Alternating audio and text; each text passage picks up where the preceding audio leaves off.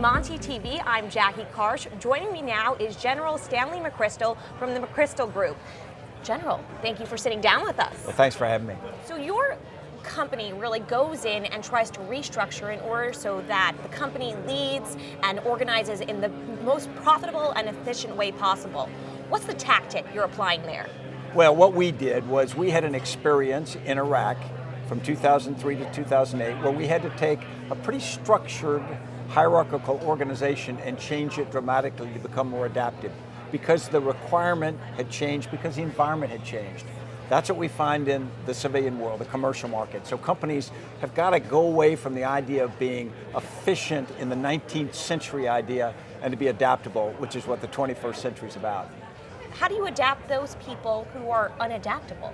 First thing you do is convince people that they need to adapt. You have to make a compelling case that the environment dictates it. You will be left behind if you don't. And then you've got to show them that it's possible to do that. And what we do is we work with organizations and leaders to show them ways that they can redesign the company, not by restructuring as much as by changing the culture and the processes so that people collaborate better, break down silos, communicate, change the way they make decisions. One thing that you've perfected when you served was this shared consciousness. Can you explain what that is? So what we found is in an old, maybe 30 years ago, you could align once a year. You have an off-site or a strategy conference, you align, everybody goes off and does it.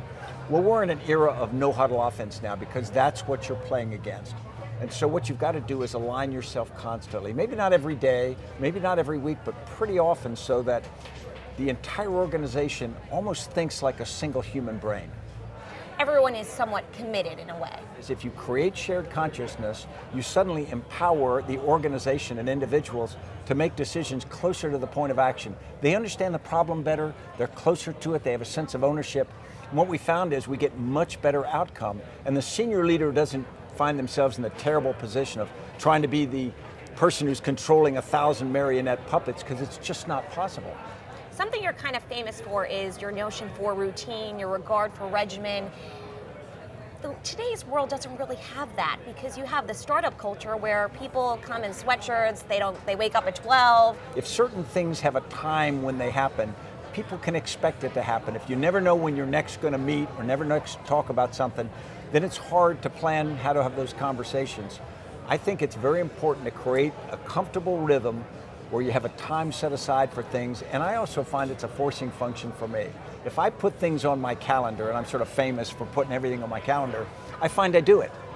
But if it's not on my calendar, I can forget to do it. So something helps me stay disciplined. Being able to check that box off. What makes a great leader? I think integrity is one. Commitment to the people that you serve is another. I would argue also that empathy, the ability to see things from another person's perspective. You don't have to sympathize or agree, but if you can respect them enough to at least see it from their perspective, you can operate much differently. But finally, at the end of the day, a good leader is also somewhat situational.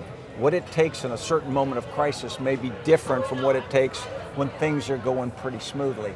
And I think a leader has got to be able to adapt to that. A leader's got to be able to understand their mission is to take care of the organization, but also to accomplish the task at hand, and they've got to balance that.